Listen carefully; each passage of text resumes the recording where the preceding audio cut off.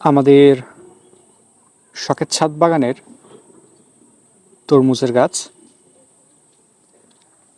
আমাদের শখের ছাদ বাগানের এই তরমুজের গাছটিতে এখন এই বড় তরমুজটি ধরে রয়েছে। আজকে আমরা আমাদের ছাদ বাগান থেকে এই তরমুজটি তুলে নেব, কারণ তরমুজটি এখন পেকে গিয়েছে এবং খাওয়ার উপযোগী হয়ে গিয়েছে। এখন তুলে খাওয়া যাবে ইনশাল্লাহ। আশা করছি তরমুজের ভিতরটা সম্পূর্ণ পেকে গিয়েছে এবং খেতে অনেকটাই মিষ্টি হবে। ইতিমধ্যেই আমরা আমাদের ছাদ বাগানের এই তরমুজ গাছ থেকে বেশ কয়েকটি তরমুজ তুলে খেয়েছি, অনেক সুস্বাদু ছিল।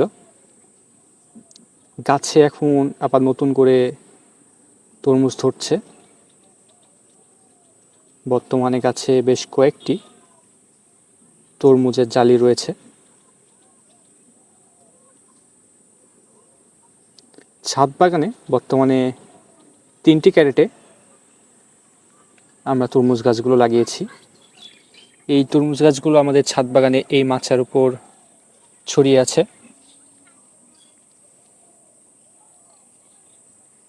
গাছে এখন ছোট ছোট অনেক তরমুজের জালি রয়েছে।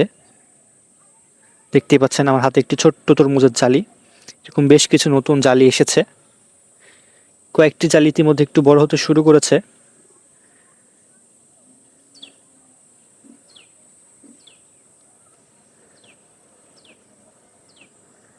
গাছে এখন যে তরমুজগুলো ধরছে এগুলো পাকতে সময় লাগবে। নতুন বেশ কিছু জালি আছে গাছে। এখন কিছুদিন আগেই আমরা গাছ থেকে অনেকগুলো তরমুজ খেয়েছি এবং আজকে আমরা আমাদের ছাদ বাগান থেকে এই তরমুজটি তুলব। এই তরমুজটি আমাদের ছাদ বাগানের সবথেকে বড় তরমুজ ছিল।